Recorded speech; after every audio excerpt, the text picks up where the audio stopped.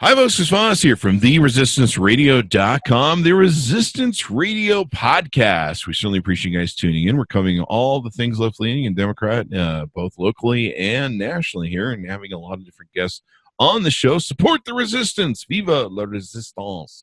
You can go to thecvpn.com or chrisvosspodcastnetwork.com, and you can see all 9 podcasts that we have over there, so you can subscribe to them, tune in, and all that good stuff. Be sure to refer them to your friends, neighbors, relatives. You can also go to youtube.com/Chris Voss. Hit that bell notification button so you get all the different subscriptions of what you do. And you can listen to the audio portion of our podcast. You can see many of the video recordings of the people that we have on the show. Today, we have a most wonderful guest, Fatima Dirie. And Fatima is here in Salt Lake City, Utah. She's running for office of House Representative 33, and she's a former refugee from Somalia. Fatima was resettled in Salt Lake City with her family in 1997 while in middle school. The family escaped war back home. She first found refuge in neighboring Kenya, then ultimately found safety and an opportunity to rebuild in Utah. This is the beauty of America. That's what that Liberty, Statue of Liberty, standing on the, give us you're tired and you're hungry and et cetera, et cetera. More than 20 years later, Fatima is not only empowering refugees in her local community, she is making an impact at the national and international level. Professionally, she is the policy advisor for refugees and new Americans in Mayor Mendenhall's inaugural administration at Salt Lake City Mayor's office. She has 15 years of professional experience supporting youth enrichment programs and working with the refugee and immigrant community. Welcome to the show, Fatima. How are you doing? I'm doing well. Thank you so much for having me on the show. This is a great opportunity for sure. This is awesome. We've got a lot of people from the Utah politics, and of course, the Resistance Radio will have some national stuff. We want to turn America blue for the better, and of course, we want to turn Utah blue because Utah has predominantly been a red state. It's a tough state to be a Democrat because people tend to just kind of vote to the right, but I think we're in for a lot of people and change. Fatima, if you could give us your website so people can check you out, know how to donate and support your cause for what you're doing there in the house. Yes, it's votefatima.com, and all my information is on there, all my platforms, my bio, anything that you want to, how to get involved, and this will be a great one shot, and like you mentioned, we're definitely wanting to paint Utah blue, and the only way we can do that is together as a community. We gotta, come united. And I think this is going to be a great year for upheaval and change. So, Fatima, there's a lot of cool things about you. You have a great origin story and journey that you've been on. And why don't we start with that? How you became who you are and what got you here? Yes. So I'm originally from Somalia. Back in 1991, civil war started out in Somalia, where families were dispersed all over the region, as well as neighboring countries. And my family was fortunate enough to be able to flee to a neighboring country in Kenya, where we were there for a couple of years, just trying to rebuild. We had to learn the new language. We're in a new environment. All of that in the mix of not having enough food, not knowing, how to run business, how to be employed, how to put all of us through school. We didn't have any of those options. And so eventually we learned about the refugee process, and we went through that. That's a rigorous process where people have to go through interviews. You're living in camps in these disastrous, environment. And that took us about 4 or 5 years before we were able to know that we'll be resettled in the United States, in this great state of Utah. And so, yeah. And that's awesome. I remember the Clinton years. I remember watching the collapse of Somalia and seeing the warlords take that country apart, and just civil war and just pretty much what became and I think we tried a little bit to save that country, and it just, the collapse of it. I think Black Hawk Down is from Somalia, isn't it? Sure is. Yes, that's right. Right around the same time when the Black Hawk Down happened, and yes, there was little mitigation and support from the U.S., but unfortunately that didn't, phase out or carry on. and the country went on to have civil war for over 20 years. They're barely rebuilding and putting the infrastructures together again. But we were the fortunate ones to be able to find safety and prosper into a new life in America. And this is the beauty of America. This is Right. Utah. Utah is a melting pot. There's a lot of people that come here from Somalia. There's a lot of people that come here from, I think it's Fiji, or uh, Mhm. it's Um, it's the you're folks right. that come over from there. A lot of them come here and play in the football teams and stuff. Really big Mhm. guys, that can Mhm. kick butt. But this is the beauty of, some of the greatest immigrants we've ever had. Steve Jobs. Um, I mean, just an endless list. I mean, the gentleman who's running Google right now, the CEO of Google, he grew up Right. living on a dirt floor in Mhm. squalor in India, Yeah. and now he's doing this, and the contributions people make. I mean, the one thing I learned in my business is there's no one person who has all the answers, especially me when I was CEO, because I'd be like, hey, I need some help here because I don't have all the answers. And there's no shortage of who has smart ideas and input and changes we can make this world. And one of the things I'm after too in government, I started this back in Las Vegas. People have heard me talk about, where I looked at the pictures of our Congress back in 2017, and I Mhm. went, this isn't what America looks like. This Right. is this is 95% white dudes, and I'm a white dude, so I know how we are. And they're just all trying to make money, and they love war, and they don't really seem to care about education, infrastructure, and kids too much. They're all just trying to get to be multimillionaires and sell out, all the country to whatever. I'm like, this is what America looks like. And so I really pushed hard for more women to be voted on, kind of, Right. just bang my table and yelled out as much as I could across my social media challenges. And then in Las Vegas, we enacted the largest community of female legislature. And they have done just the greatest things. They have proven all of us right. They're working on education, childcare, and all this sort of good stuff. So I'm really excited to see more. And now I think when you look at Congress, at least on the Democratic side, you see Uh-huh. a more representative spread of America, where you're like, that looks like, you know, if you were to cut the population um,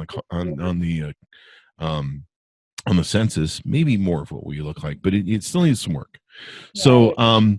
Fatima, you have done a lot of different things. So, tell us how you, moved into politics, or what got you into the jobs you're working right now, and then we'll get into why you became why you were running for this office.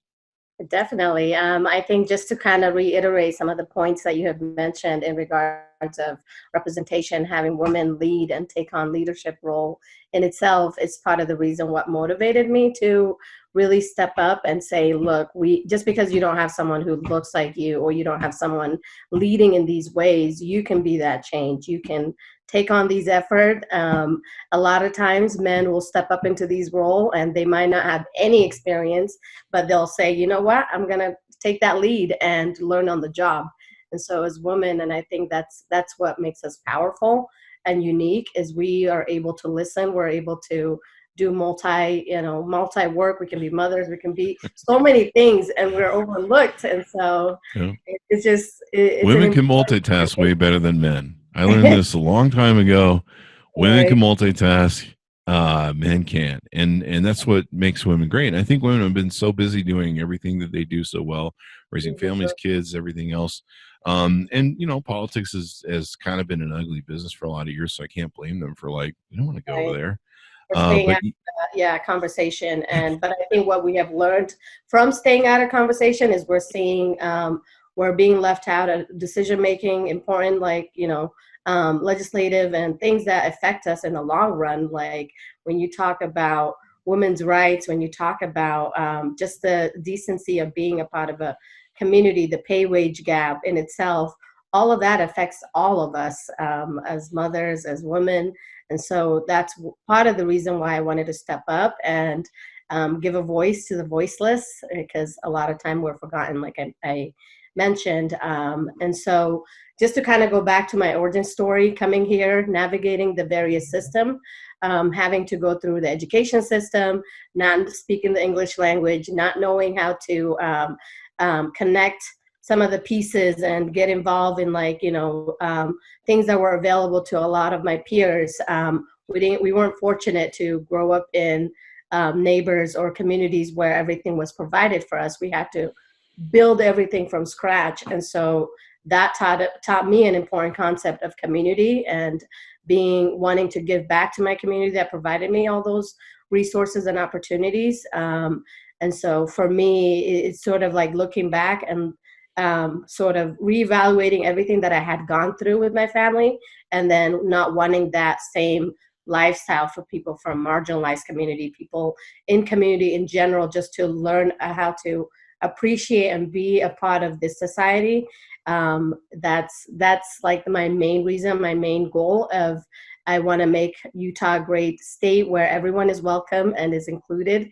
We're in spaces where we're, oftentimes not able to be in those spaces. But when you push yourself, when you're not given a seat at the table, you sit down on the floor, or you just kind of, stand on the sideline until you're let in. And so that's why I am here to do this work. That's awesome, Sauce. I was really heartened by seeing so many women come into office in 2018 and just this flood of the blue wave. Mm-hmm. And really it's not just about it to me there was 20 years ago or 25 years ago where I was actually a Republican, and 9/11 happened, and I kind of realized that there was a world bigger than me, and I started to get some empathy that, watching the horror of what that happened, and realizing that, we weren't this monolith sort of concept of the what some people call the asshole American, and realizing that there were other parts of the world, and that those parts of the world can sometimes have a very big impact on me, and starting to learn about other people, empathy, really changed me and my politics, and slowly flipped me to the other side. I used to tell people I didn't just become a Democrat. I'm more like, my values were my values. I cared about people. Right. I wanted everyone to succeed. I realized that a rising tide lifts all boats. Mm-hmm. I learned about a lot of things, especially the Constitution, and why this country was built, when it was built for, and what that gleaming Statue of Liberty in the harbor stands for, what it meant. My great grandfather came from Germany, so he was also an immigrant. I'm a German. I'm not sure what the other half of me is, German Holland or something like that. Right. If you DNA me, and my origins are from Africa, so I think we all came from Africa when it came down to it. But technically, I'm an immigrant, and so my interesting origin story. I don't think I've ever covered this before, but my grandfather was converted by the Mormon missionaries in Germany. He came here to America not speaking a lick of English, got Mm-hmm. off the Union Pacific building, you can still see in downtown Salt Lake City, Yeah. and didn't know, he just showed up and basically said, I joined your church. And the people here at the Union Pacific train station, they gave him money, they took him into their homes, they helped him get a job, and voila, I'm here. They embraced him, right? Yeah. And so you look at that and you go, this is what makes America great. Now, some people would say that, because I got here, maybe it's not so great. So the jury's still out on that one. I don't know. But we shouldn't have let Chris Voss in. That was a bad idea. But no, this is awesome. It's unique. I think it's when you trace back everybody's identity and their story and their family origin and the tradition and the richness. I remember coming here, the first time we came here, it was like everybody talked about assimilation and sort of just like being a part of the culture. And I'm like, wait a minute, this is not right. We need to integrate, not forget who we are and where we come from, rather learn about me. Let me teach you about myself and my history, and you teach me the American values, the American culture, and let's find what makes us unique as neighbors, as individuals in the society, and sort of let's just start let's start there. Let's have a fresh Yeah. start and forget about what makes us different, but rather what makes us unique. And it's a part of us. It's part of our identity, our culture. And so I think that's what's unique about America is like we can all live in a community where we can have all those values, but at the same time, work and prosper and consider ourselves a part of the community that we want to give back and grow into. Unfortunately, I grew up in California. And so in Mhm. California, there's these pockets of communities that you can go into, and they Right. have just the most amazing culture, the amazing food. That's one of the Hmm. things.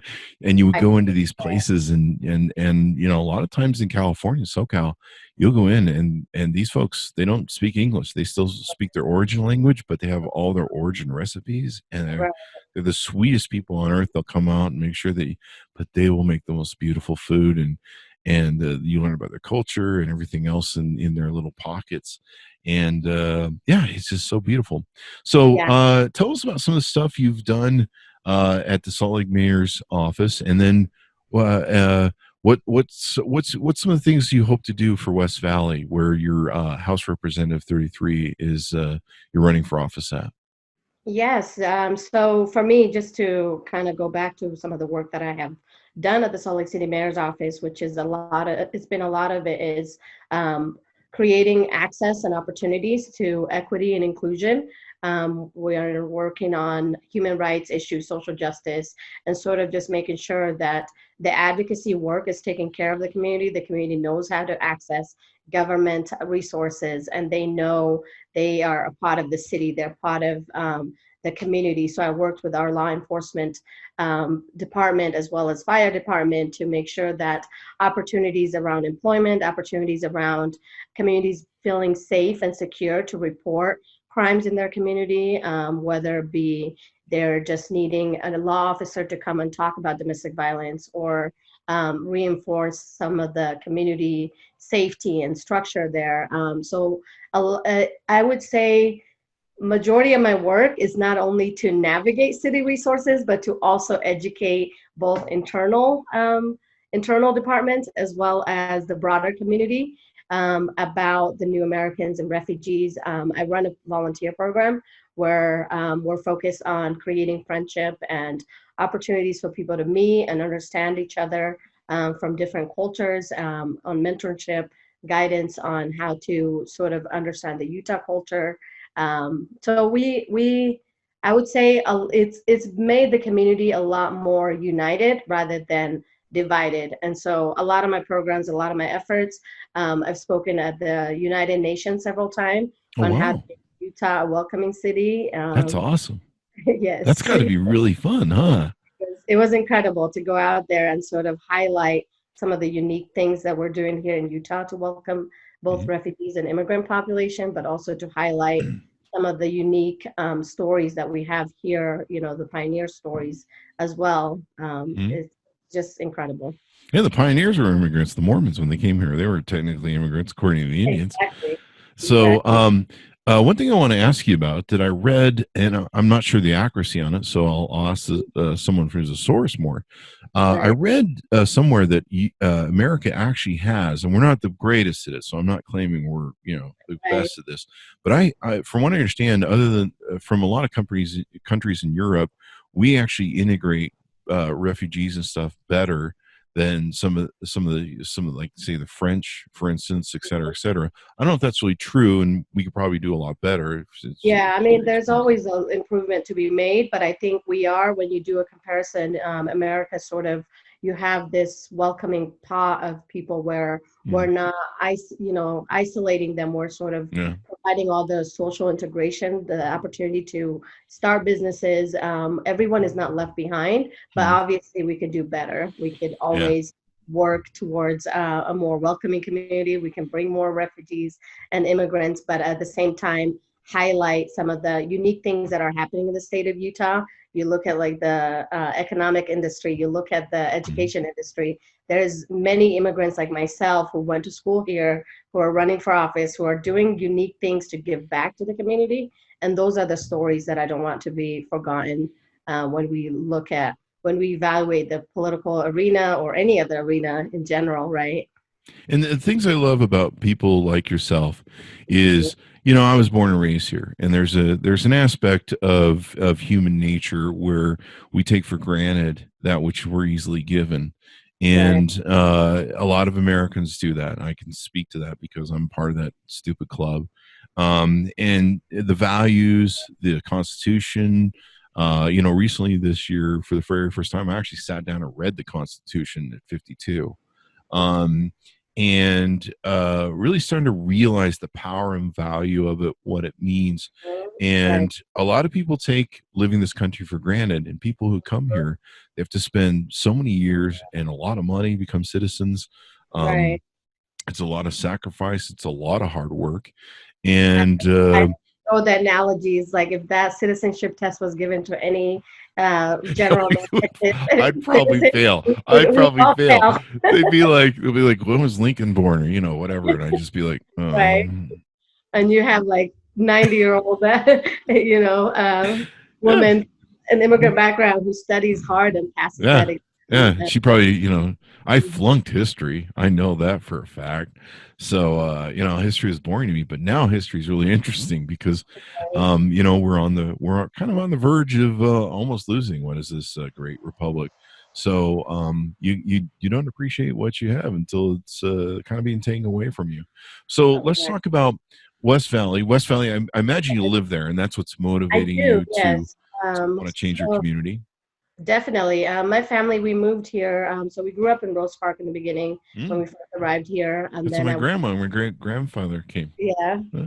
And then I went to West High School. So in the middle of my high school years, my family decided to come to West Valley. We all migrated and moved into this neighborhood, and we've been here ever since.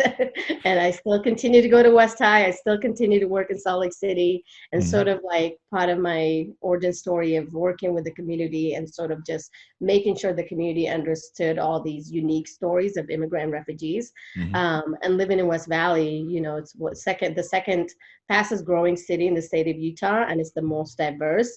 And so for me, I kind of said, why am I giving so much just to Salt Lake City? Why can't I give back to this whole state of Utah and sort of put myself out there and make sure people know more than what I'm doing just for the local city, but also on a broader level of representing a community that oftentimes is forgotten and their stories are not shared.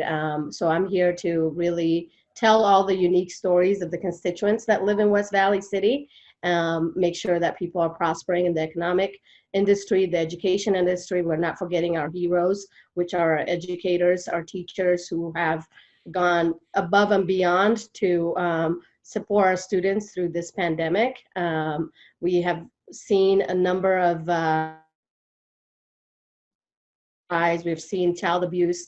All of that speaks the volume of things that teachers have done to create safety for these children and a sense of um, opportunities for programs, opportunities to just sort of grow and live in a community where they feel appreciated. And so I think allocating funding when I get elected as a state representative, I will make sure that I'm collaborating and working with the UEA, some of the education community. I will definitely give the voice back to those that deserve it. Awesome sauce. It's really funny you mentioned you came from Rose Park. My grandparents came to Rose Park. They built a home on Signora Avenue, 920 Signora Avenue. I'll never forget it. My grandma Mhm. lived there until I At think middle school, yeah. early 90s. Yeah. And it's a wonderful little community. And then I watched, I think, the regentrification of it.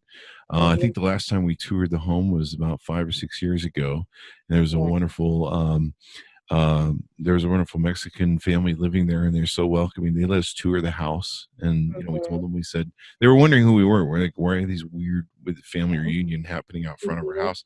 And so they let us in, and it was like walking through a point in time. But it's interesting Right. how Just small this that one. world is when it comes down to it.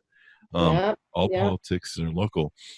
And So going back to your point about gentrification, we want to make sure that doesn't happen in West Valley as the city grows and mhm, goes into rebuilding. Like we're not pushing out communities that deserve to live here and be a part of this community. mhm. We're sort of building that structure and the infrastructure of everyone feeling like they're a part of this community. Yep, it's a vibrant one too. I think you mentioned West Valley still growing. Yes. Yes. So and it has a pretty diverse population in West Valley. It's very Yes. large. There's a lot of businesses. Mm-hmm. It's a pretty interesting community in and of itself, and encompasses I think a lot of industry too as well. If I remember being up in It's that area. pretty unique. I mean, it's an incredible community where we have so much happening.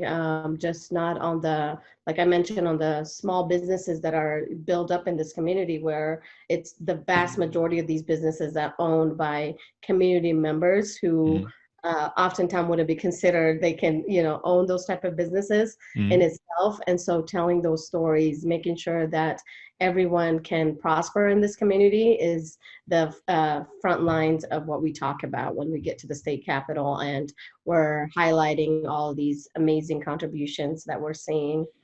And one of the things that I've been encouraging Utahns to do, is to really think hard about their voting that they're going to take and do this year. In 2018, I was posting this and promoting this on social media. I said I'm voting for all women. I'm going Right. all the way down the ballot. I'm voting Democrat, all women. Even like judges who don't normally have a political party affiliation, I said put a woman judge in there. Women have empathy. They care about stuff. They care about the future. They care about children. They want the future of this country to be better. Where some of us men, we're just kind of interested in making some money and all that Right. good stuff. Yeah, no, we have a unique opportunity here right now to not only vote women from all backgrounds and different walks of life, but we also have people from, the younger generation who are also a part of this unique political system. They're trying to step in and sort of take part in this voter rights and having opportunity to make sure that we're at the table when it comes to Hmm. decision making, and we're part of the discussion. And so I think we have a unique opportunity come the primaries election as well as the general election come November, to sort of change the what your general of what we're used to of seeing in the political world of just having one party system in the state of Utah. We have an opportunity to really change the democratic system and put more Democrats at the table, and make sure that we're serving the community, and the community is on the forefront of everything that we do when it comes to what we're trying to do to make our community safer and prosper. And that's so important. I mean, the one challenge with Utah has been that it's predominantly been a red state. You guys have had a GOP governor for 40 years. Right. There's been a lot of scandals that have come out with the recent governorship, and a lot of different issues that people should be aware of. And people should be paying attention. And I think more than ever with this recession that we're going to have, more like a depression, and we're going to have loss of jobs. We're going to have people that are going to need more government support, community support, et cetera, et cetera. This is going to be real important that we have leadership that can take us through this curve. The COVID Yeah. crisis is probably going to be with us for at least 2 years. The economy Right. followed maybe 2 to 5. Mm-hmm. It took us almost a good 10 years to really recover from the 2008 Great Recession. And Right. this thing is going to be a trench far deeper. Um, and so Yes, we're we going to need good definitely. community leaders. Mhm. We need community leaders who understand the community, who have the experience, who have the compassion and the empathy of serving. And that's why I even stepped up to, a lot of time they say women are asked several times before they even consider running for office. And so for me, I think doing the work that I have done for the community has made me realize a lot of time these politicians don't always have the answer. And since I'm out there and I already know what the issues are that's affecting my community, I can also be more than qualified to do the job, and sort of change the culture up at the state capitol and bring the voice back to the community. And people are going to need that on a lot of different formats. We're already starting to see the emergence of that mental health issues that have come from this thing. There's people that are kind of experiencing PTSD from Mhm. being locked in their homes for 2 months. We're seeing the rise of domestic abuse. Right. and things. You know, I mean, people sometimes were in situations of relationships and homes that probably weren't maybe healthy, but Mm-hmm. locking them in their homes for a month or two probably wasn't, it didn't help. What's the best idea, and sort of like reevaluating some of the things. What could we have done better? Yeah. Really, is to sort of have resources that talked about trauma, mental health, and just what does that look like? What does that Mhm. mean? And how do we build all these different phases where everyone is feeling like they can prosper and eventually get back to that new normal that we want to Yeah. call it. And you're going to see a rise of divorces. There's going to be a lot more single women with families. There's going to be economic fallout from that. Right. I think there's going to be a lot of joblessness and people Hmm. turning to the government, both at a local and federal level, Right. for support and help. And where you're already espoused in a lot of these focuses to the community, I think there's going to be amplification of that in the next 6 months to a year. It's going Um, to definitely require a lot of collaboration and a lot of let's put aside our political differences and let's work to make our communities rise up again and reunited and make sure that no families, not anybody's being left out of the equation. When we looked at some of the pandemic and what has been happening with the equity piece in mhm. itself and the inclusion piece, the language access you mentioned about the ADA, is there proper resources that's allocated to communities, not everybody who understands the language. Like we have these briefing on regular base, but not everybody can read or speak to, those languages. How do Mhm. we connect with these communities? How do we make sure that everyone is served the right way and everyone is a part of that conversation? And we talked about this in the pre-show. We found that a lot of the state of Utah got sued over how even after 20 plus years of the ADA being in place, Mm-hmm. still wasn't complying with a lot of the segments of that federal law. And I was just amazed Right. when I found that out. I was like, "Are you kidding me? Like, that's like a 20-year-old law. Come on, man. You haven't Mm-hmm. gotten with it." But Right.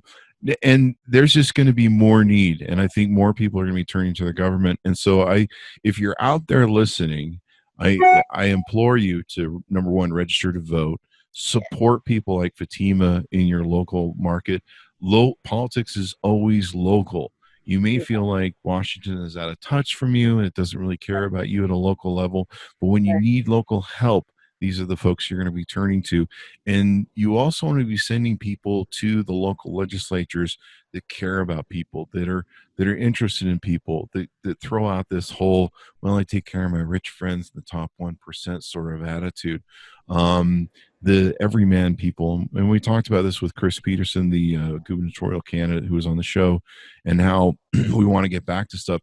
Healthcare is going to become a big issue in the Yes. next little while. And as a legislature, you would be dealing with healthcare.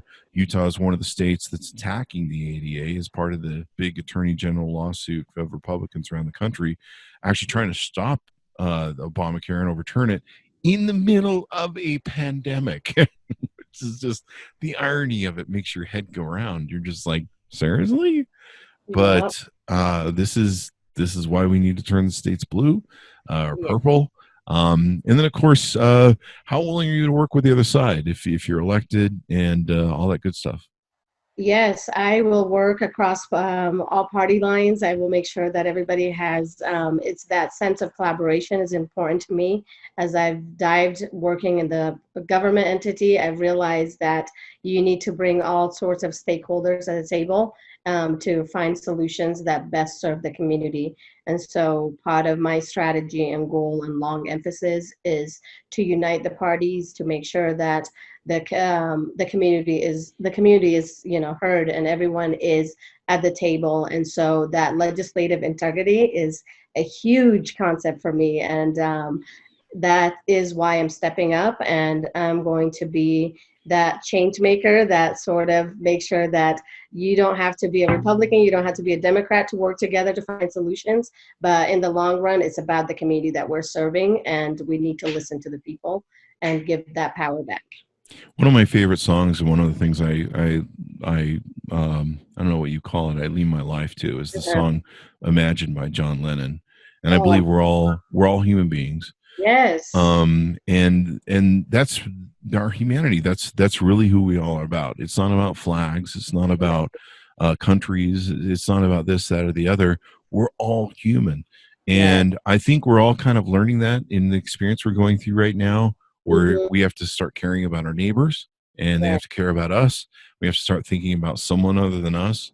You see Right. this in the mask debate where people are like, well, I don't like wearing a mask and I don't feel like I should have to. And you're like, wait, but this isn't about you. You can Right. become a You're super doing this spreader, to and the rest of your community. yeah, You're doing this to protect the younger generation, protect those women who are yeah, vulnerable, who have high risk. The high risk population itself yeah. is like, as a community, we need to really look out for one another and really make sure that everyone is sort of part of that, part of that discussion, part of that, like you said, imagine the possibility that we can achieve Yeah. when we all come together.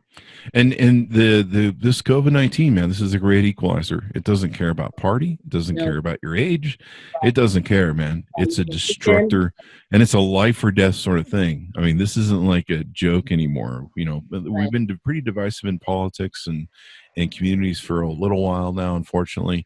And I think now we're all realizing that rising tide lifts all boats, or it can sink all boats, and we Well, rise and fall together. exactly. Just like your show is called The Resistance. It's like we're done resistance. We're ready to make progress and step up to the occasion and really come together as a community to overcome this pandemic, but at the same time rebuild and re-strategize. How do we make sure that everybody is included as part of that conversation? Everybody has the right to vote. Everybody is represented in so many ways. Definitely. So, how can people help you? Because I know one of the challenges that all politicians are having, but Mhm. especially the Democratic Party here in a red state, uh, you guys can't be out kissing babies and shaking hands right now with with the, Right. with the thing. So it's a little hard to get out there. What are some ways that people can help you, support you, whether it's through donations or whatever, to help your campaign? Yes, unfortunately, we're stuck, doing virtual digital campaigning, something that the party hasn't been used to all over, Nobody. right? I mean, most people aren't used to zooming and Right. doing things from a laptop. They're used to A going new out. learning concept for everyone. Yeah. So I think there's a lot of ways. I would love for people who are interested in getting connected to my campaign and supporting me to make this run and be the candidate that is making history in the state of Utah, being a There you go. former refugee from Somalia, growing up a Muslim, serving my community. And sort of when you look at my history, my background, and everything that I've done in the state of Utah to make Utah unique and represented in not only the international level, but also at the local level. People can help me connect with voters in the district to really highlight some of my experience, my leadership, and that I'm the right individual for this job that can get this work done. So phone banking is an option. Just contacting voters, like I mentioned, donating if you can't do any of those things, sharing some of my platforms. I do weekly videos talking about specific issues. We talked about education. We talked about the pandemic and rebuilding the economic system. We have another one this week on women's rights. And so every week we're talking about various issues that the community cares about and putting West Valley in the forefront and highlighting all of those important contributions that we're trying to make. And I want to be part of that history that says Utah doesn't care who you are, where you come from, but you can be part of the political system. You can take on leadership role. You can be whatever you desire to do in this life to give back to your community and serve your community. And a lot of people are on social now more than ever. I mean, Facebook and different Twitter and different platforms are seeing more amplification. So anything you Mhm. can do to socially share, you can talk to yourself and other candidates, socially share, talk to your friends, get your friends registered to vote. This is a very important election. If we phone in this election, this country is going to stand on the precipice of collapse, not only politically, Mhm. but ideologically, but also, I mean, we're going into a very dark recessionary time, depressionary time. We're already at 20 to 30% unemployment in some states, including my home state. And we're still at the early phases of this. This is the very Yes, early phase. People are still kind of going like, yeah, I've still got some savings, and right. there's a lot of people that are hurting in food lines, but we're still at the early phase where we haven't seen the layoffs coming, and now we're starting to see the layoffs. In the next 6 months, we're going to start seeing the bankruptcies, not the big corporate ones like we're seeing right now. We're going to start seeing the personal stuff happening, and then we're going to see the fallout from that. We're going to see a little bit of touch of increase in crime, which is going to make this Mhm. important as to, your local leadership, your local police departments, and funding. And then, of course, what's going to be stretched even thinner is going to be fallout from layoffs at the city, county, and state level, where they're spending so much money on unemployment. They've spent so much money to fight this virus. Several states are having huge shortfalls in their budget, Right. and all of this goes around and comes around. I mean, when you see Yeah. people being laid off, they have less money to put in the economy. They have less money to support other businesses and employees, and then they Mhm. have to lay off because they can't. And it becomes Right.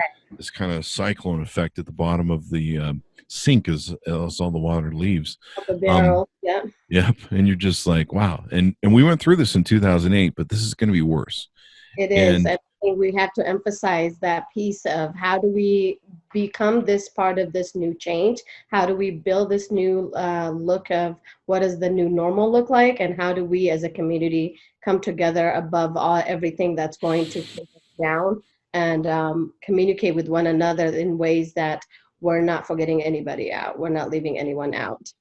awesome sauce. So everyone take and follow Fatima, get to know her online, reach out to her. I'm sure you can. She's holding different events. I think on Facebook you mentioned different video conversations you're having with your people. She's listening to the community. I mean, that's what you really want. You want someone to listen to you. And we're going to be turning more and more to our government need in this time that's coming up. And my like I say, one of my biggest worries is people will kind of maybe, I mean, I think they'll see the direness of the situation, but after November it's going to get much darker. It's There gonna could be a second wave that's going to happen. Utah is a cold state, so we tend to have a lot of flus here in Utah. And even the schools here are just crazy flu virus There's banks going to of. be so much. I agree with you. And I think we have to really start the conversation now and make Mhm. sure that we are talking about what does that look like when we get back to schools reopen? What does it look like for single mothers who are trying to find new jobs and put their kids back to childcare? What does it look like at all different level? And we need to really, really remember the health is really a priority in Mhm. order for anybody to prosper and do better and be get back to the society. They need to be healthy, and we need to honestly have these conversations right now and have a plan. Yep. And so, And I highly recommend to everybody. I'm not sure how the state of Utah works, but a lot of states now are moving to mail in ballots because of the epidemic. We don't want people to die standing in lines. But for years in the last two cycle, I've ordered an absentee ballot wherever I've been. And mhm, I sit down with that ballot because I get it early. And I right, actually Google and I research the people. I look at right, their videos, even just down to the bottom of the ballot, because a lot of people just focus on the top level. But right, like I say, all politics are local, and Google those people, get to know those people, support their communities, talk to your exactly. friends, neighbors, relatives, and get people All matter. voting. They all matter from the school board level Yeah, to council to state representative to the government. I think we need to know each of these candidates on a personal level and again emphasize their leadership, emphasize their involvement with their community. What have been some of the impact they have made in their community to serve and create and build programs that highlight the unique of what they're capable of doing when they get elected as your representative, as your next candidate that will serve you and make sure that your community is safe and there are legislation and policies that are in place for you as a community, but in the long run, bringing the Utah culture and changing that Utah culture and the demographics that we're seeing throughout the country. definitely. So give us your website one more time, Fatima, so people can check that out and go there. It's votefatima.com, and you can contact us. We have a Facebook page, our Twitter page, Instagram. Everything is Vote Fatima. Awesome sauce. So give her a chance. Take a look at her. Send her some emails or contact her through social media. See what she's about. Support her. Tell your friends, relatives, neighbors, everyone in the West Valley community. And let's help turn Utah blue, or at least purple. Yes. Thank you so much, Chris. You've been amazing. It's been lovely having this conversation with you. And I look forward to having this conversation once I become the elected representative for this district. Awesome sauce. Yeah, I definitely would love to have that. And we just want to make America better. That's all I want. I want better things for children and everything else. So on top of that, to make things better for the world, go to thecbpn.com or Chris Voss Podcast Network.com. I'm not sure we're better for the world, but it'll give you something to listen to while Fatima's out there making the world better.